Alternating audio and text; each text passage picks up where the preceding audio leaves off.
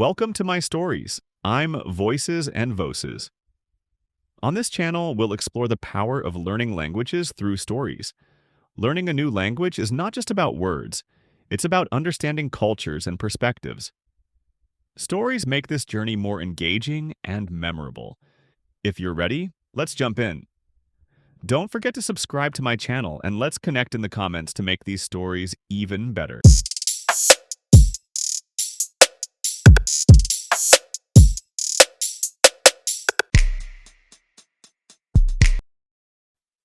David's mornings never started quietly. His upstairs neighbour woke up every day at 6 a.m., listening to old French songs at high volume, waking up the entire building. David was so used to it that he started waking up before his ringtone.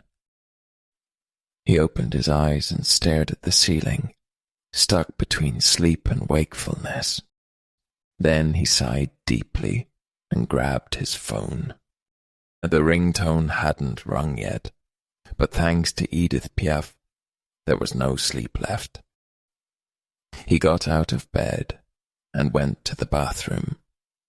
Looking in the mirror, he saw that his hair was messy, as always. He tried to fix it, but quickly gave up. He washed his face and then walked to the kitchen.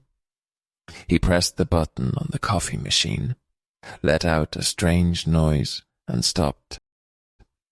No, you can't break now," he muttered.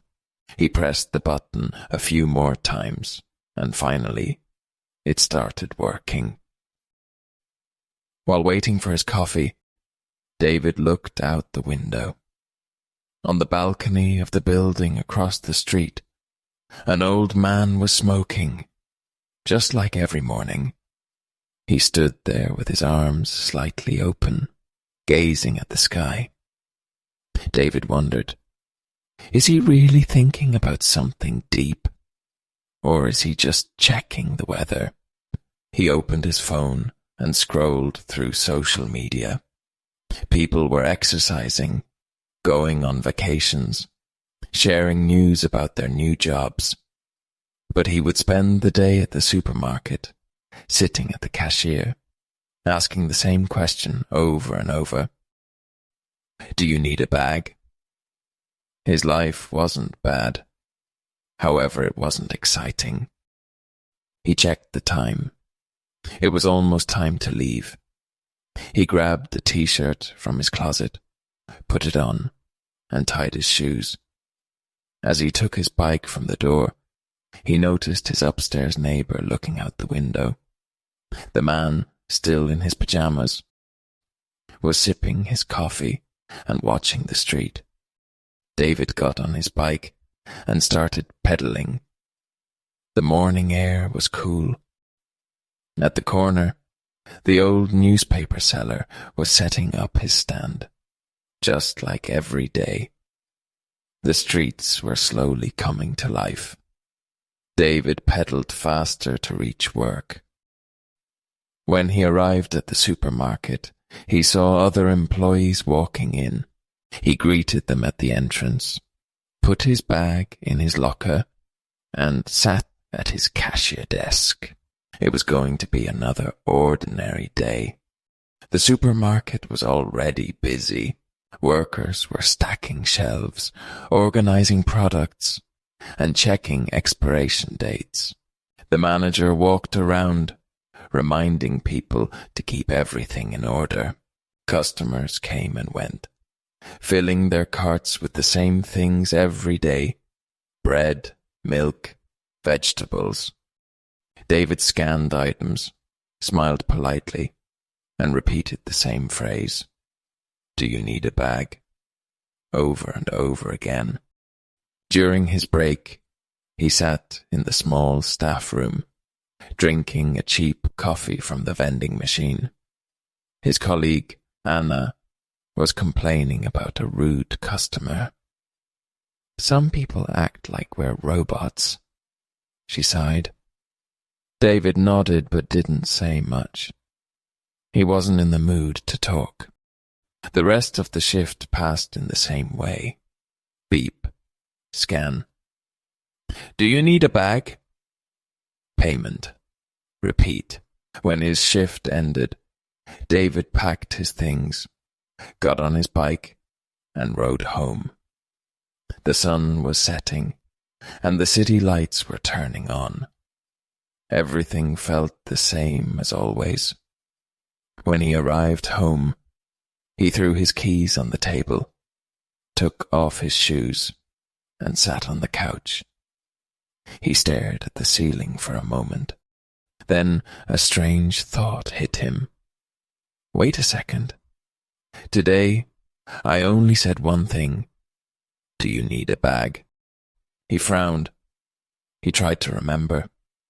Did he really say anything else?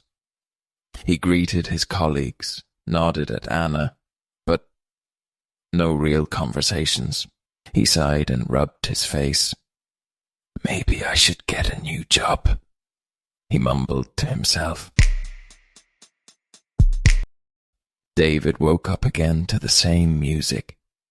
His neighbour's loud bass sounds hurt his ears early in the morning. He sighed. What is this guy doing so early? He got out of bed, washed his face, and went to the kitchen. He pressed the coffee machine button, but something was wrong. The machine made a few noises, coughed once or twice, and then stopped. No steam, no coffee. David narrowed his eyes.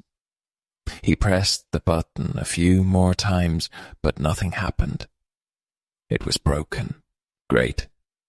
Now I have to spend money on this, he said to himself. He took his phone and checked his bank account. His salary had not arrived yet. He still had to wait one more week. I can wait, he thought. He could survive without coffee. He grabbed his bag and left the house. He went down the stairs without even looking around. He got on his bike and started riding to work like every morning.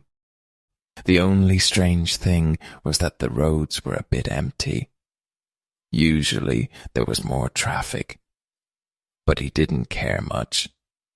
Maybe today is a holiday, and I forgot, he thought. He arrived at the supermarket, locked his bike, and went inside. He changed into his uniform and started working, and everything was completely normal. David focused on his work. He arranged the shelves, checked the price tags. Then he went to the counter, placed his hands on the table, and rested for a moment. Mornings were usually quiet, but today was too quiet. The automatic doors suddenly opened. David looked up, expecting a customer. No one. He waited for a few seconds. Maybe someone was walking slowly. But no. The doors closed again. Then they opened again and again, but nobody entered. David frowned. Maybe the sensor is broken. He continued working with a small worry in his heart. 3, 5, 10 more minutes passed. Still no one came. He checked his watch. Normally people would start coming at this time. Old women bought their morning groceries. Mothers with children bought bread. Young people stopped by for snacks, but now, nobody. David took out his phone. First, he called his co-worker at the counter. No answer. Then he called the worker in the storage room. No answer. He called his supervisor. The phone rang and rang, but nobody answered. A strange feeling filled David's chest. He started walking around the market. He checked the storage room. Empty. He walked through the aisles. Empty. His heart started beating faster. With fear, He ran outside. The streets were empty. Oh shit. David walked outside. Everything looked normal. The air was a little cold, and the wind was soft. But something was strange. There was no one. At first, he did not notice. His brain thought it was early in the morning. Maybe everyone is sleeping. Maybe it is a holiday, and I forgot. But no, he looked up at the buildings. The curtains were closed. No windows opened. Nobody coughed. Nobody talked. Everything was too quiet. David took a deep breath. Okay, maybe it is just something small. I am thinking too much. He pulled out his phone and called his mother. No answer. He called a friend, then his co-workers. Nobody answered. He hit the ground with his foot and said a bad word. He looked around again. The city was still working. Traffic lights were changing. The metro station had an announcement. Music was playing inside a cafe. But there were no people. Everybody was gone. David took a step, then another. He felt like someone would suddenly say, "Surprise! The camera is here." But nothing happened. His mouth was dry, and at that moment he saw something inside.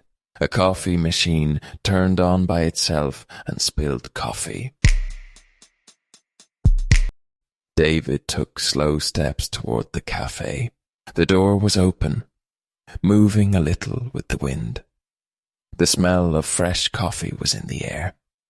Inside, the lights were on, the music was playing, and the coffee machine was still running, but there was no one. He stepped inside carefully. The place looked used, not abandoned, not old, used. A book was open on a table, a cup of coffee next to it.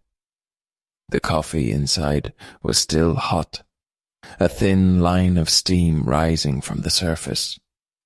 Someone's phone was on another table, the screen still glowing, as if they had just checked the message. A chair was pulled back, like someone had just stood up. A jacket was hanging on the back of another chair, with car keys still in the pocket. He could hear the soft drip of coffee falling into a cup. But the cup was already full. Coffee was spilling over, running down the machine. David walked behind the counter and turned off the machine. "Hello," he said. His voice sounded small, weak, no answer. David's heart was beating fast. After turning off the coffee machine, he quickly walked outside. The streets were still empty. No cars, no people, no sounds. This time, he ran back to the supermarket. The automatic door opened as he stepped inside, then closed behind him. But something was different. 1 hour ago, the supermarket was empty. Now, shopping carts were everywhere. Some were in the middle of the aisles, some in front of the shelves. There were products inside the baskets, like people had been shopping and then disappeared. The door was still opening and closing from time to time. David walked slowly. He looked between the shelves. No one was there. He moved closer to the checkout counter. His eyes widened. There was a shopping list on the counter. It was written by hand. Next to it, there was a full basket of groceries.